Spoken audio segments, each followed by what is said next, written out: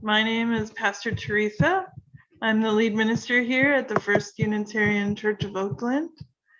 I'd like to ask that you please turn off your video while we light the chalice and Black Lives Matter candle. This will allow people to see the words on the screen and follow along. We also recommend that you make certain you have the most updated version of Zoom on your computer so that you can see the service in the best possible way. Please note that we're recording the service, so if you don't want to be in the recording, please keep your camera turned off. Welcome, everybody. Welcome to online worship with the First Unitarian Church of Oakland. We are an intentionally multi-generational, multiracial, multicultural, inclusive, and anti-oppressive religious community. You are welcome here. I'm Debbie Kaplan, a member of the Board of Trustees. I'm here with our worship team, Pastor Teresa Soto, Reverend Tom Phillips, and many other people.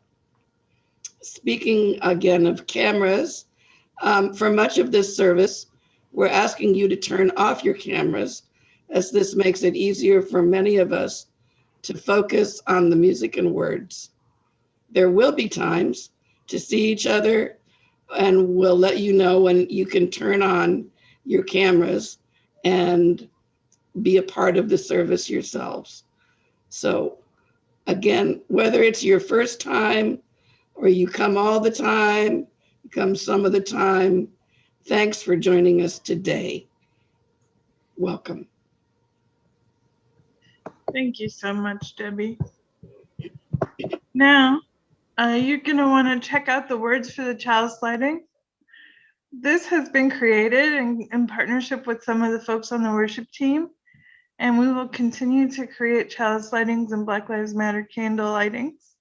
We invite you to join us and add to that body of blessings and words for the congregation. So if you're interested, let me know. Now we light this chalice. We light this chalice today, symbol of Unitarian Universalism, in part as celebration of COVID-19 vaccines that bring us closer to being together in person. And we commit to health and safety for everyone, leaving no one behind. And now the Black Lives Matter candle. We light this candle in recognition of the Black Lives Matter movement and in recognition of the systemic racism that tries to deny the full humanity of Black people. And we commit to dismantling it with daily action. I'd like to thank Jane for the upcoming reflection this morning. Welcome, Jane. Good morning. I'm Jane Facente. Today's service will explore the beloved community and a variety of learnings and perspectives. Emily Stoper and I will be sharing about the Guest at Your Table program from the Unitarian Universalist Service Committee, an opportunity to bring attention and support to key human rights issues, like migration, where all began. Home. It's both a place and a longing. If a place is safe and free enough, we could make a life, a livelihood.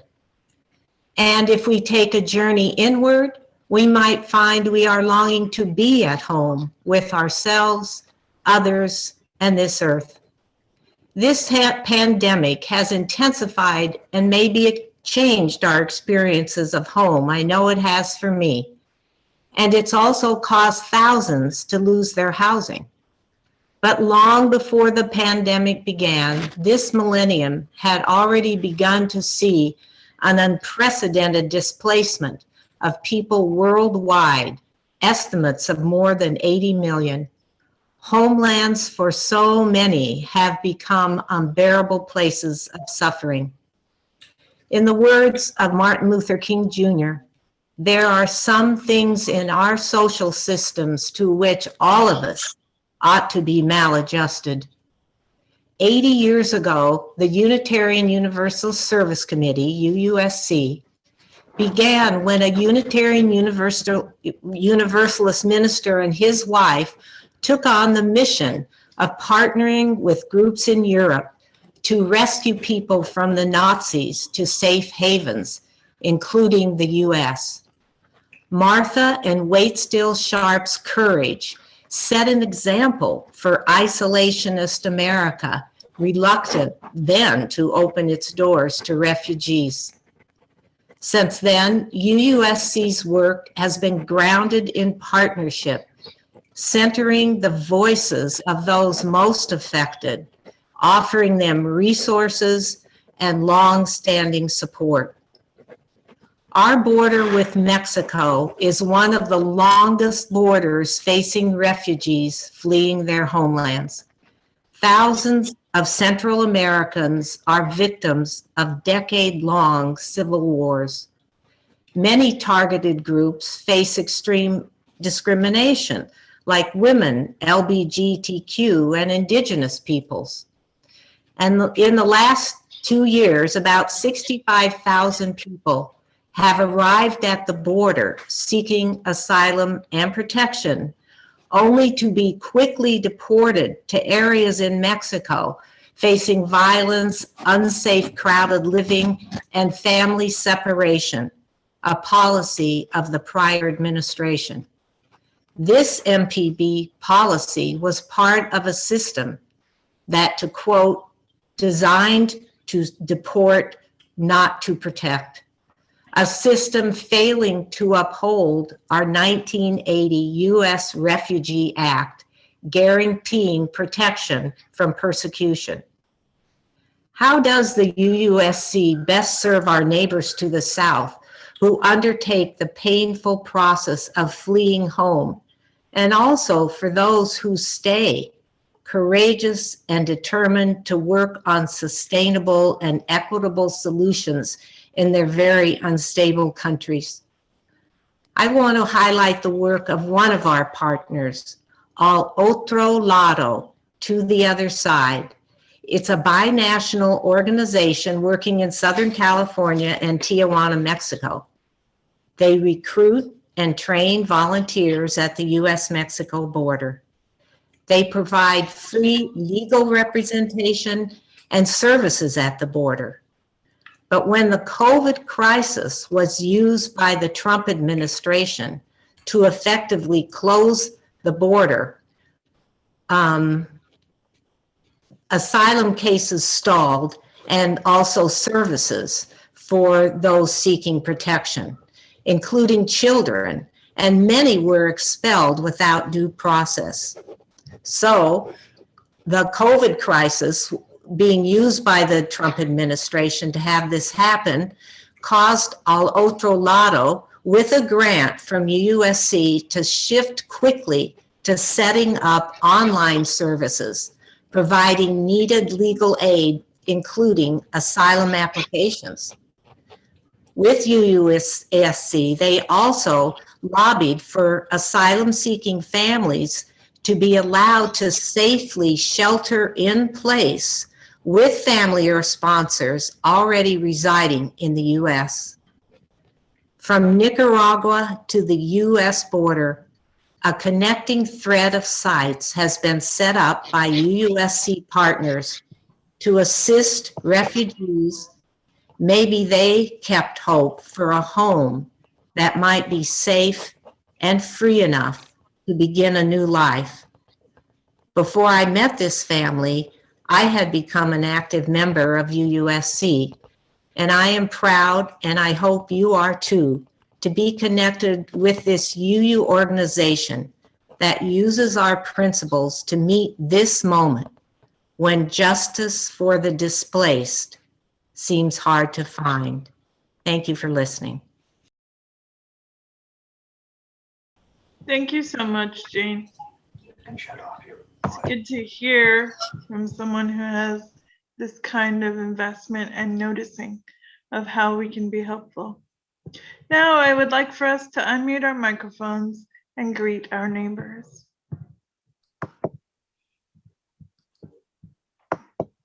Hello. Hi, everybody. Hello. Hello. Good morning. Hello. Good morning. Hi. Good morning, everyone.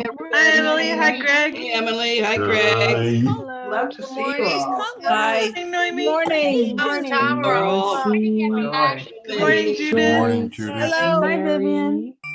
Hi, Hello, Helen. hello, hello. Noemi. Hi, Joyce. Hi, Hi, Tom. Evelyn. Hi, Judith. Hi.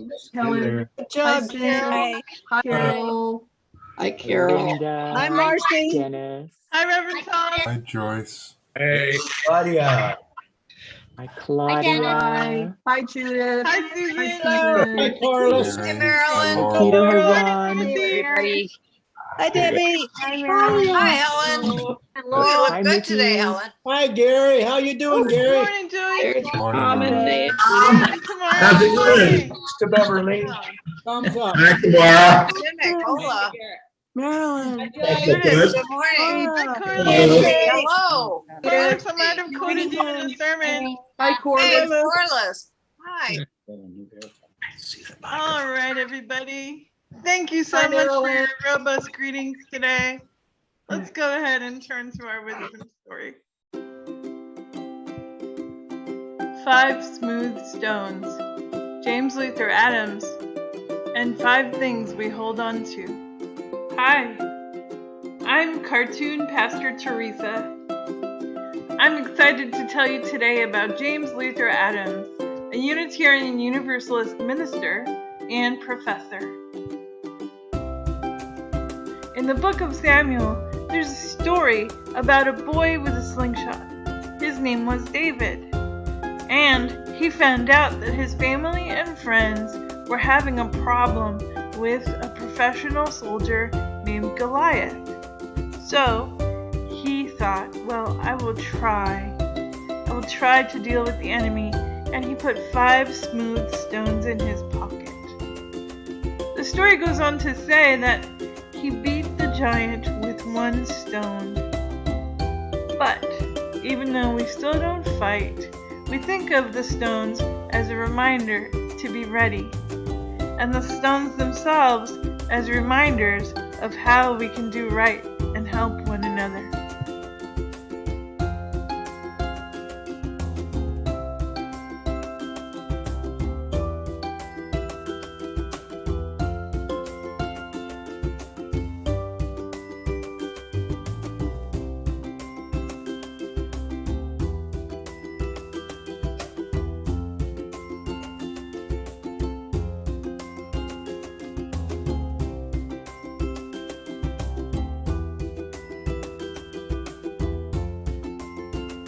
James Luther Adams taught that even though we shouldn't be fighting people, we should be fighting bad ideas and bad attitudes in our own hearts.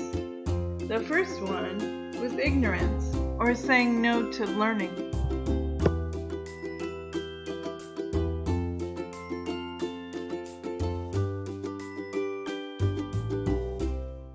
The second one is individualism, saying no to teamwork. Third, selfishness, saying no to sharing. Fourth, apathy, saying no to caring. And fifth, cynicism, saying no to hope.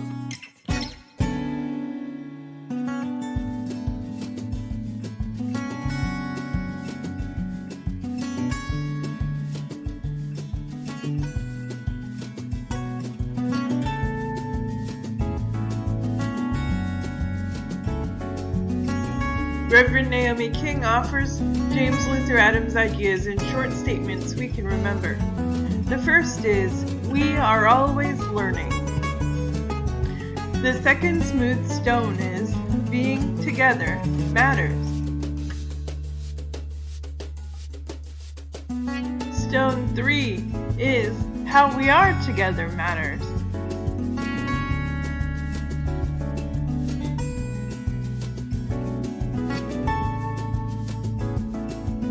The fourth stone is that we do good to be good and feel good. One more time. We do good to be good and feel good. Stone number 5, we always hope. That is, We always stick together and do our best to help each other and stay curious about what comes next.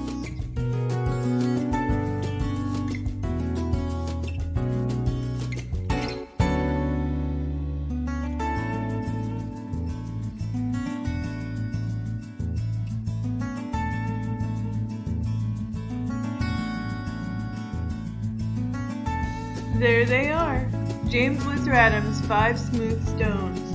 We're always learning. Being together matters. How we are together matters. We do good to be good and feel good. And we always hope. Which one are you going to check out this week? Gathered here in the mystery of the hour, gathered here in one strong body, gathered here in the struggle and the power, Spirit, draw near. Gathered here in the mystery of the hour, gathered here in one strong body, gathered here in the struggle and the power, Spirit, draw near.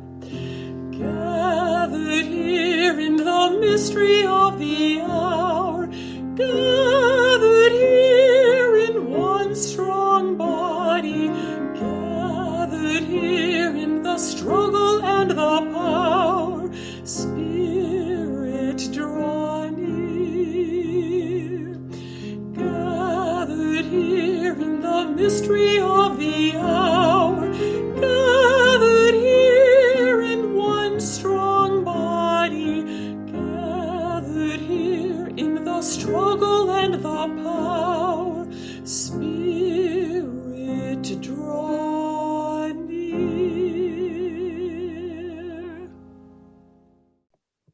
So many thanks to Susan Keiter and Renee Witten for that beautiful rendition. Now, as part of our honoring of Joe Wojtek, Dick Bailey will bring a reading. The circle of life has hit our congregation hard this year. A celebration of the life of the wonderful Gogi Hodder follows this service at noon today. Later this spring, there will be a memorial service for Joe Wojtek, who succumbed Monday night to sepsis. We hold wife Jane and their daughters Emily and Sarah, who grew up in this church, in our care. Joe had his struggles in life, to be sure, and some of you remember Joe as the guy who had lost his legs. I'd like to share a story about Joe from an earlier time, a story about Joe's big heart. In the mid-1990s, during the renovation of Facente Hall and the East Wing, our whole church building was a construction zone, and we worshiped down the street in the sanctuary of the First Baptist Church. A wonderfully worshipful, semicircular wood-walled space designed by renowned architect Julia Morgan. One Sunday when we were worshiping there, a visitor came in and sat down a few pews ahead of Greg and me, all by himself. He was unwashed, unkept, and barefoot. Soon thereafter, noticing that this gentleman was alone and in some distress, Joe Wojtek went over and sat next to him, and they began to talk. At one point, we noticed that Joe had put his arm around the visitor, who was shaking and weeping quietly.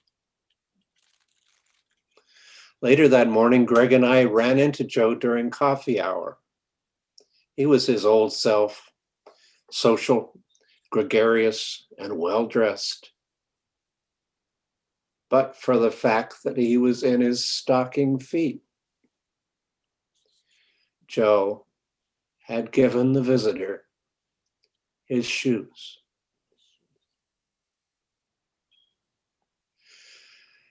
Joe's gone now, but not his spirit. Warm, generous, giving, full of love. When he saw you, he'd always give you a hug and a kiss and ask about your partner and family and make you smile. Do you know why? Joe felt good when he made others feel good. In Joe's memory, may we keep the spirit of his big heart alive as each of us hold one another in our care. Thank you, Dick. Now, if you would join me in a spirit of meditation or prayer, if it centers you, take an easy breath.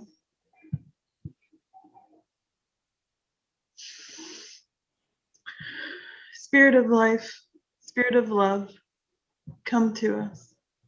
May you be something more than commercialized, commodified sugar and spice. May you be a steady spiritual imperative that pushes us out of our comfort zones and back into them, and calls us again and again to radical relationship, to deeper commitment, accountability, honesty, repair, and transformation. May you love, spirit greater than our will to find division. May you find us in our need and give us a constant certainty that love cannot be manipulated, but love is a renewable resource that respects boundaries, but refuses to tell false stories, to live into false borders and false walls. May love be a truth that every living being we encounter feels from us, feels in their souls. And may love nudge us faithfully and firmly toward horizons of community and care that we have not even begun to imagine. We carry the burdens of our community with COVID, with isolation, with other things, health challenges, other struggles. We hold them in our care and we give them to this greater love.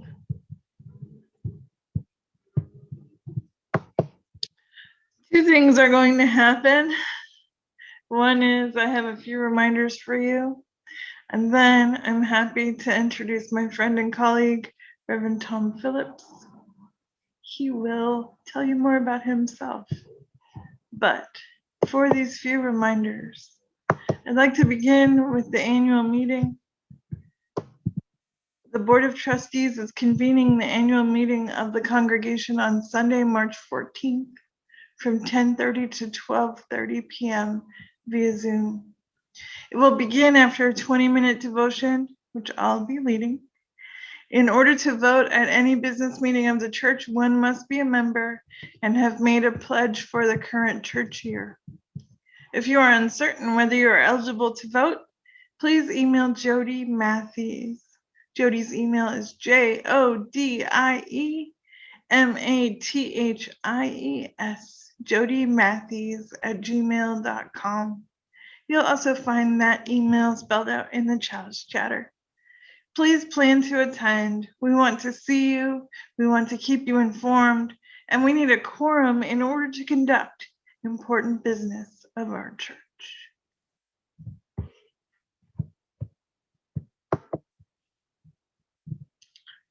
Today, this afternoon, from 12 to 1:30, will be a celebration of Gogi Hodder's life. Please join Gogi's friends and other members of the congregation to love, remember, and grieve and say goodbye to Gogi. The Zoom link will be in Chow's Chatter, the one that came out last week, and it'll also be in the chat at the end of worship. That's today from 12 to 1:30. And the last reminder, since we can't be secret buddies this year, how about being postcard pen pals instead? You can sign up and have postcard correspondence with one of the young people in the congregation. The signups continue through today, and the kits will go out in the mail on February 24th. If you'd like to know more, contact Nicole Fitzhugh. That's nicole@uuoakland.org. And thank you, Reverend Tom, for being with us today. Now, we're ready to hear from you. Thank you. First of all, thank you over here in the other side of our country, in the Upper Peninsula of Florida, where we're finally experiencing some temperatures above 40. So this is the Florida I grew up knowing, and again, I want to thank Teresa for opening this door and allowing me to address. She told me she wanted me to talk about white exceptionalism, and actually, I volunteered to speak about it because I think it's a maze of secret codes which have been embedded in our culture for so many years, and which persons like Teresa, in my knowledge of her, have committed her lives to changing in thought, word, and speak. So just a little bit about myself. Who am I to speak on this? And it was interesting working on this. I found myself falling into a bit of historic white exceptionalism, because I've said, I'm sounding like a subject matter expert on this, and that is exactly what one does not want to be if one is going to tackle the issue of white exceptionalism. And believe me, having worked for 31 years in the federal government, I understand both the temptation to look for and try and become a subject matter expert in order to give credibility to what one has to say. So this is interesting because it's not so much what you have done, but what you have done next that I think makes a difference. And I'll speak more of that a little bit. Likely not so much different than many of you, than the persons that you believe you know. I currently think of myself as a hopeful dinosaur, one of those who roamed the earth and is now extinct. And my goal is to become more and more extinct with every day of life. I currently serve as a chaplain for Walton County for our hospice program. And so I'm constantly helping people find support for themselves and who they are as persons in these last days and weeks and months of their life. So let me just give you a little history of me, and hopefully that will connect at some level with those of you who are attending. I am, I guess, a white cisgender male who benefited most all of my life from white privilege, and like so many others, I didn't see the hidden codification which undergirded and supported this privilege as normative. Nor did I fully see or understand the secret code. I am 68, I'm white, I identify as he, his. I am a married father of 4, grandfather of 3, living in a set of twins who will hopefully appear sometime in May or June. I am college educated and seminary trained at liberal universities in the South. Maybe for many of you that seems contradictory unless you have had some experience of being in the South. And these were also liberal. Is frequently a code of distinction that one would run into. So what exactly is this white exceptionalism? I don't know what all you guys have been talking about and folks, but I'm not going to lecture you on its beginnings because it's not a year-long class, but to tell you that there are lots of studies that you can do singularly, or you can do it in a group if you so desire, that will help you do the kind of self-reflection that leads you to understand how this is at work, that it leads you to understand what one's role is in supporting this codification and influence of white exceptionalism. And so it's kind of a lifelong study. Once you start, it's not like at the end of the book, you can close the book and say, whew, that was somewhere between War and Peace and Pilgrim's Progress. I'm glad I read it, but it's over. No, it kind of keeps you moving. And I think it calls on a covenant for us to continue this as long as we're breathing. Hence, I think it's one of those things that goes back to my thinking of myself as a dinosaur. A little snippet. My dinosaurism did not occur for me until I actually had begun to consider retirement.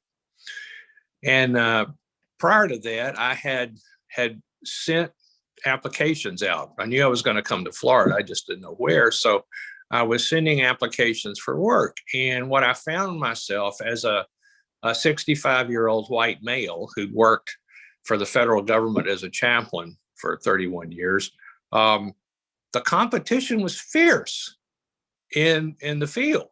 And so all of the accumulated experiences and knowledges that I had put together, and again, thinking of myself as a subject matter expert, was not really what people were looking for anymore.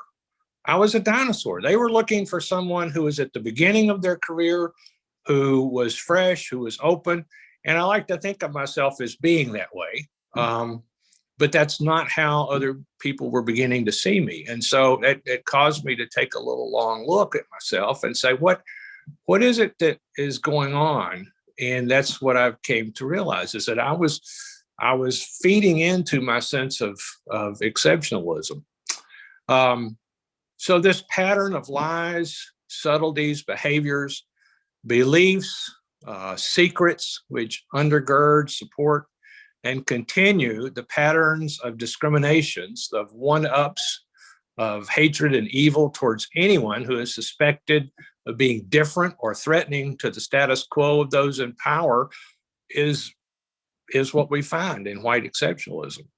It's likely more, and like I said, there are a host of guides that are available to help lead through a self-reflection or a group reflection on what these are. There's also a couple of really interesting groups that I've been able to find out about. Now, I don't know if they're going to fit into your California-ness, but one of the groups, in fact, there's two of them over here close to me. It's called SONG, Southerners on New Ground. And I just want to tell you, you can look that up. There's one in Alabama, there's one in Georgia. It's a membership group that you request membership to be in like in Facebook, for instance. But Southerners on a New Ground, or SONG, both here are just north of me about 30 miles, and then northeast of me about 70 miles in Alabama and Georgia. It's so refreshing to see what these people are writing about. These people are being active about everything from homelessness to, particularly, it was active back last summer in voter registration, working with Stacey Abrams and others to try and get the two Democratic senators elected in Georgia.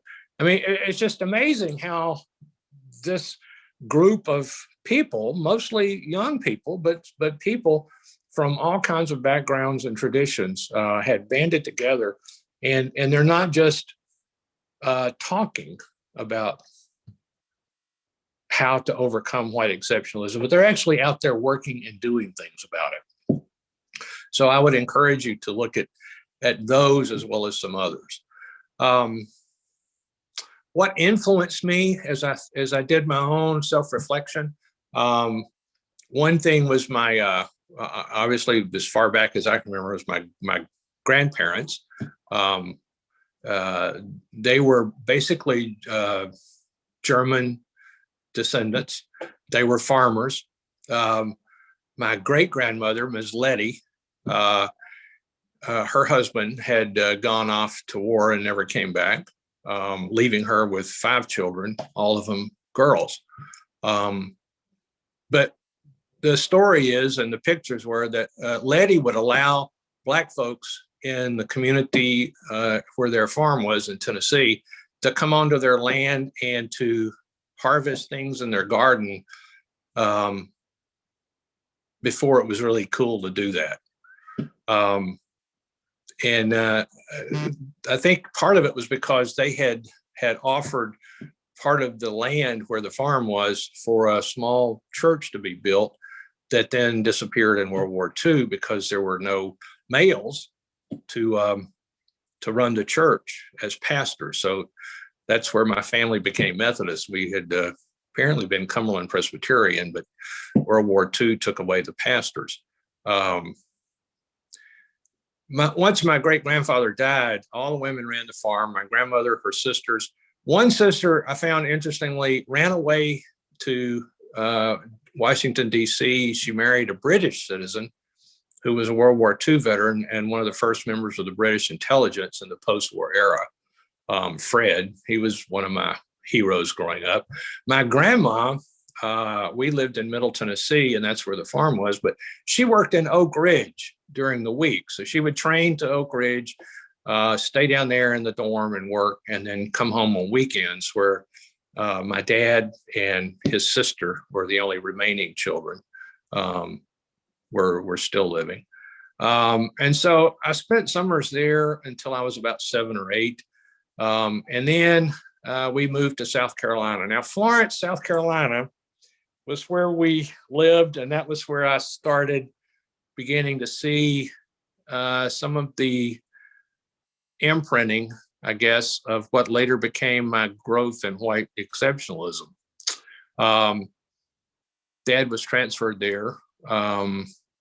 I remember seeing my first cross being burned as Dad, who was a basketball referee, he and I were coming back from one of the games that he'd refereed, and there was a big commotion just about 15 miles southeast of Florence.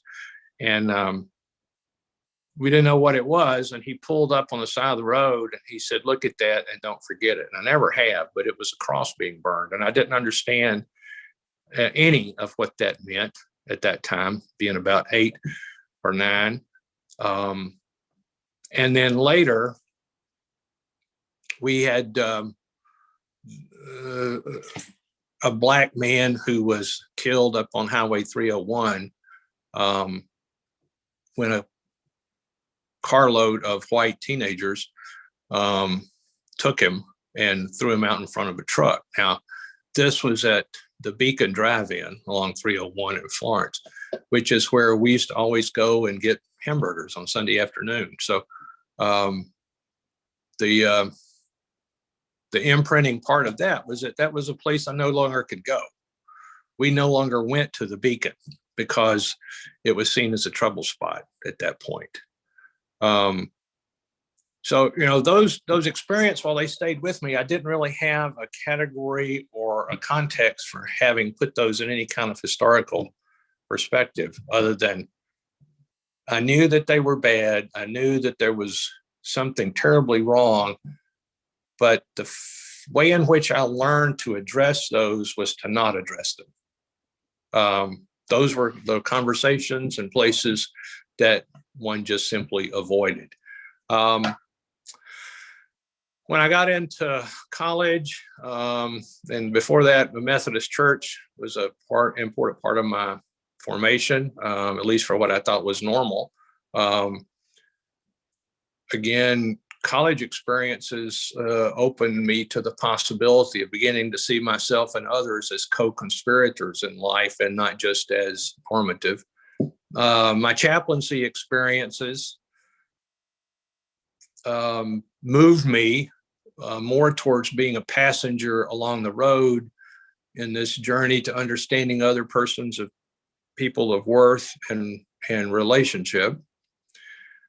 I had the privilege of serving on a lot of committees in the VA and in the government. And the EEOC was one that I was elected to be a part of, which I thought was interesting. But for those years, through my colleagues, I learned a lot about how we treat one another in the workplace and in our personal lives. So that's just, part of what happened as I did this reflective piece. And I would encourage you to do so if you haven't. But looking at it, white exceptionalism is a bit like being hit by a spider web in the woods. It surprises one. I think it leaves us working kind of like that girl on Friends that couldn't run and her arms splayed. I just remember when I would hit a spider web, it was trying to get it off, whatever it was. It surprises us, and we're trying to get it off rather than embrace it. And so here in Northwest Florida, I'm going to crunch up to the front, most recent history, and just share a few things that I call lucky events. The first one, being a Methodist retired minister, I had made contact with the church, and the district superintendent, she called me before I even got here and said, "Hey, I've got a church that you might be interested in. What do you think?" And I said, "Oh yeah, sure.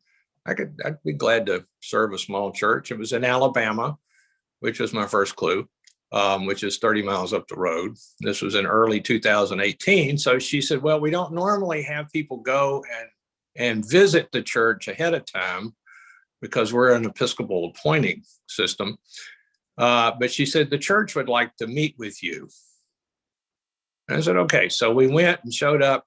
And the first question, now Teresa knows this story, but the first question out of the gate was by a man, and he was the youngest man there, and he was in his 70s. But his first question was, "Do you believe that homosexuality is a sin?" And I looked at him. I was just about 2 pews away from him. And I looked at him and I said, "Oh, well, no, do you?" And he just went on and on and on. And his refrain was, "We don't want no raging alcoholics, homosexuals, or pedophiles in our pulpit." And once I could get in a breath, I just said, "Well, I don't think you have to worry about that. I'm fairly certain that no one fitting those descriptions is going to want to come in here and go into your pulpit." And then I looked at him and I said, "Who has hurt you?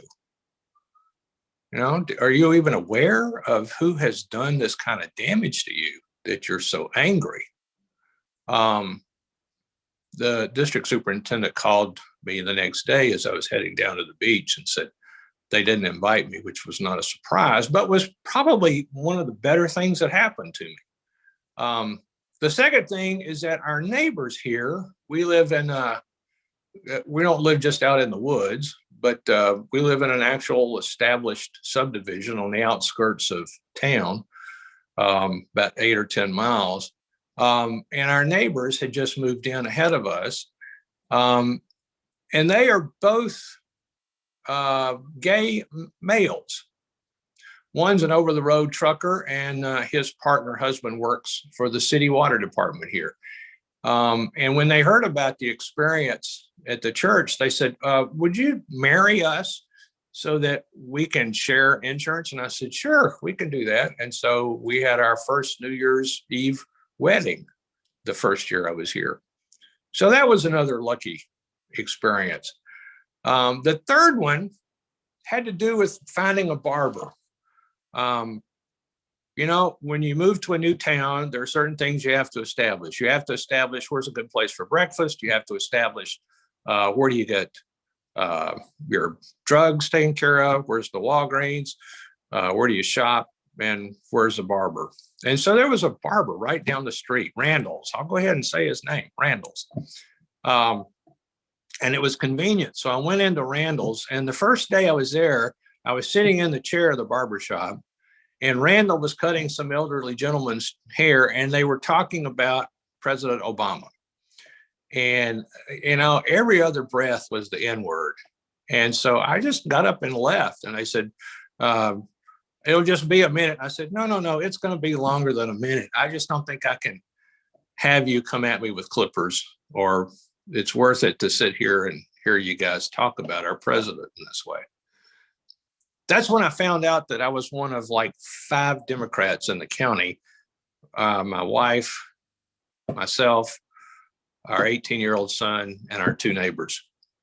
But through my wife and her hair, I found a black barber. And Anthony it was very lucky. He is the senior pastor of color in our entire county, having been a pastor at the Union Springs Baptist Church for 30 years. So now he is our pastor. He is my barber. But more than that, he's a person that I go to for conversation and collegiality.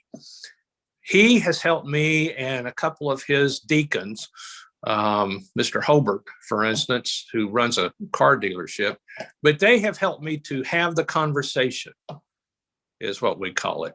And this is a conversation that always needs to occur. And his shop is a meeting place for persons of color and persons who are looking to have conversations about white exceptionalism. So as I end, and I realize if you were waiting on a bombshell, you weren't going to get it from me. I'm sorry if that disappoints you. I don't know where you will find your conversations. Maybe in the congregation, that would be a nice, hopeful place. And like I said, if you were hoping I would be a subject matter expert and give you a plan of escaping white exceptionalism, that also I'm not able to do. However, I know that the mistakes I made along the way, looking back, and I know what I did in response to those mistakes. So I don't know what mistakes you continue to make or you have made. And therefore, I think your growth as a congregation and as a person and as a community is not so much about what you choose to do, but what you choose to do in response to errors along the road. It's your recovery. And I would leave you then with just the promise of adapt, overcome, and improvise, which has been a motto of mine since my early 20s. I thank you for giving me the opportunity, and I look forward to hearing more about your church and your service. And again, you're very, very fortunate to have a leader like you have in Teresa. Thank you for that word, Reverend Tom. And now we're excited to welcome music from Renee and Susan, Fire of Commitment.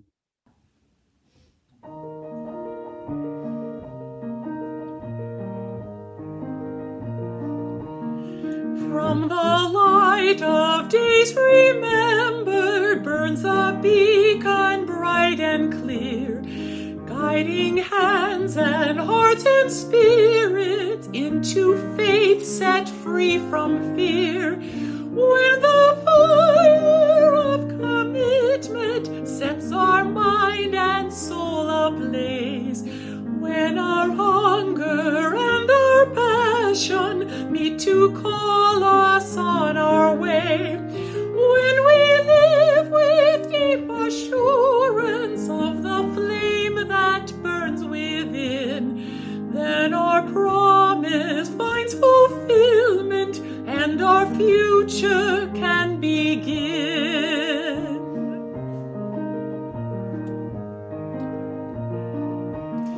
From the stories of our living rings a song both brave and free, calling pilgrims still to witness to the life of liberty.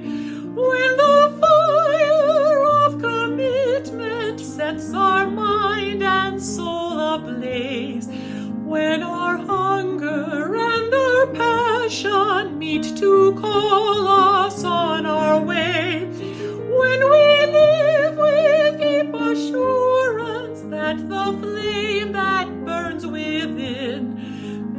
our promise finds fulfillment and our future can begin.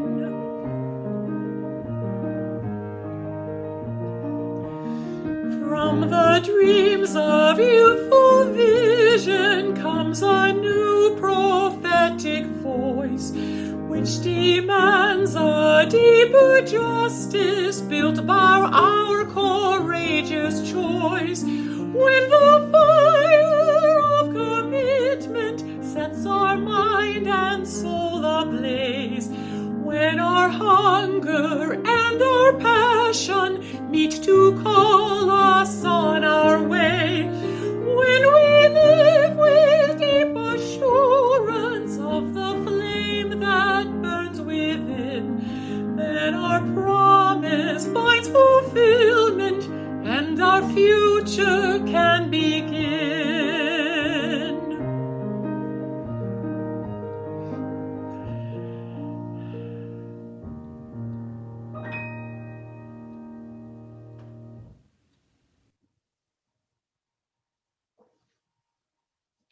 A little later, I'm going to talk to you about the needs of people all over the world. But now I'm going to talk about our own congregation. This congregation is the place that keeps alive in me the values and the spirit that make me want to be generous to the whole world. I've belonged to this community for about 20 years now, and it gives me so much in so many ways. My covenant group, for example, gives me a place where I can talk about deep issues with trusted friends. The justice team gives me comrades for doing the work of fighting injustices and hardships experienced by people right here in the East Bay. The adult religious education program gives me ways to teach and learn how to deepen my spiritual and my intellectual lives. And the women's retreat does all those things, plus it's a lot of plain old fun. I could go on and on. I know this congregation is feeling financially stressed right now, and I'm asking you to join me in making a donation so that you and I and all of us can broaden and deepen our community here. There are several ways to do that. By check, mail to the First Unitarian Church of Oakland, 685 14th Street, Oakland. By link, and I'm going to put that link in the chat. By text, which is 1-833-348-0536, and by app, Give Plus app, and find the church's name to get started. Okay.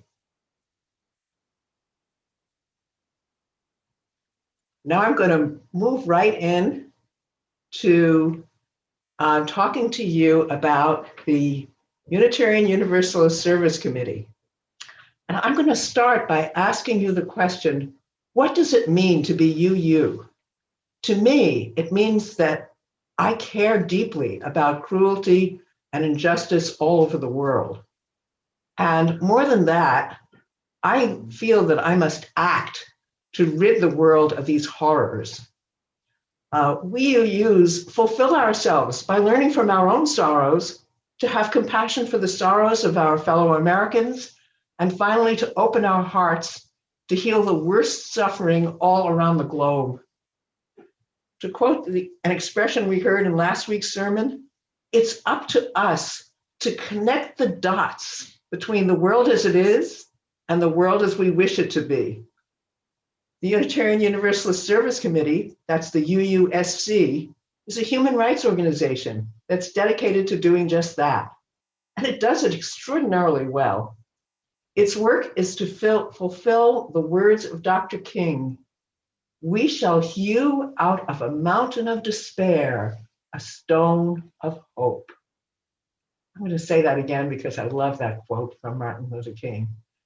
We shall hew out of a mountain of despair a stone of hope. That says, in a nutshell, why I'm so committed to the UUSC.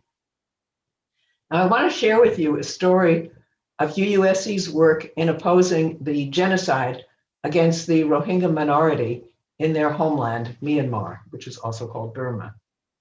The Rohingya are Muslims living in a majority Buddhist country. You've probably heard about the genocide against them. They're being killed and driven out of Myanmar, where their ancestors have lived for generations. I'm going to tell you the story of a Rohingya named Suja.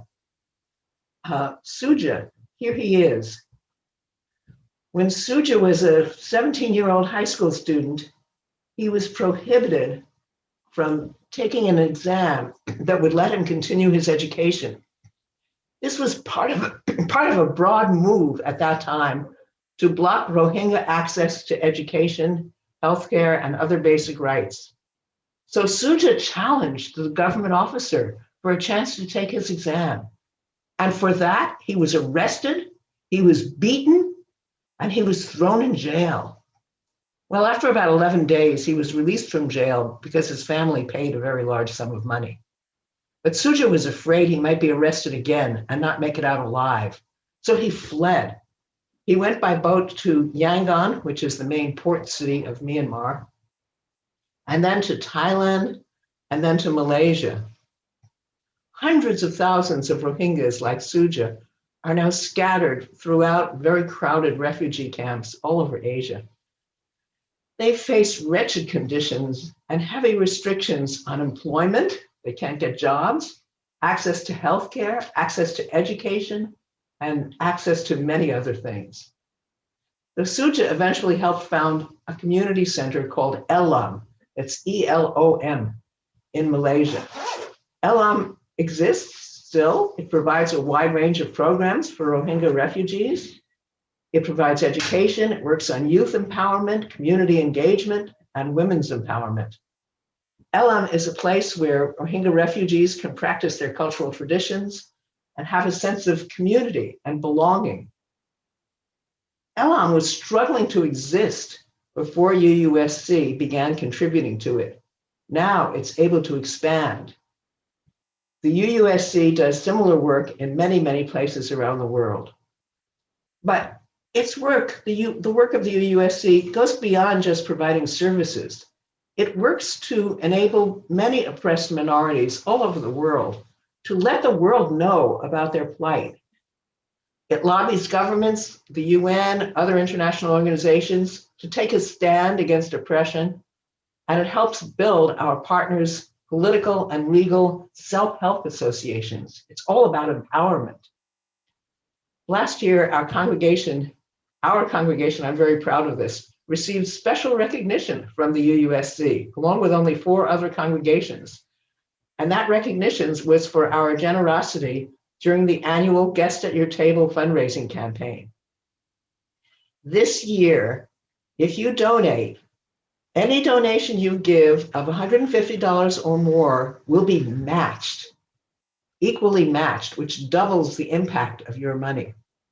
This is one of the best ways you can use your disposable income, if you have any disposable income, if you're lucky enough. You can use it to make a difference in the lives of severely oppressed people. To donate, go to the UUSC website, where our congregation has its own page, and click on Donate. I've put the link in the chat. It's too long to just read it, so just look in the chat. This is a special giving project for key human rights issues, and we want to invite you to participate. Thank you so much for your attention. To the work of the church, which is weaving a tapestry of love we call community, we dedicate ourselves and these our offerings. I want to thank everyone who participated today, had us thinking about who we want to be in the world. I have an additional encouragement for you on that subject. So what I'll do is include it in Chalice Chatter. So look for it this week. It's actually inspired by Debbie Kaplan's question. What would be the parable of Ted Cruz? So check that out if you want to hear more. I'd like to transition now to our sung benediction. Thank you, Susan Keiter. Good morning, everyone. I'm going to sing This Little Light of Mine, and I invite all of you with your mute button on, please, to sing along with me in the comfort of your homes, and I will hear you in the ether. This little light of mine I'm gonna let it shine. This little light of mine, I'm gonna let it shine. This little light of mine, I'm gonna let it shine. Let it shine, let it shine, let it shine. Everywhere I go, everywhere I go, I'm gonna let it shine. Everywhere I go, I'm gonna let it shine. Everywhere I go, I'm gonna let it shine. Let it shine, let it shine, let it shine. Building up a world, building up the world. I'm gonna let it shine. Oh yeah, everywhere I go, I'm gonna let it shine. Everywhere I go, I'm gonna let it shine. Let it shine, let it shine, let it shine. Or words like that. This little light of mine. Here we go. This little light of mine, I'm gonna let it shine. This little light of mine, I'm gonna let it shine. This little light of mine, I'm gonna let it shine. Let it shine, let it shine, let it shine, let yours shine. Be well. Amen. Thank you, Susan. Have a wonderful week, everyone.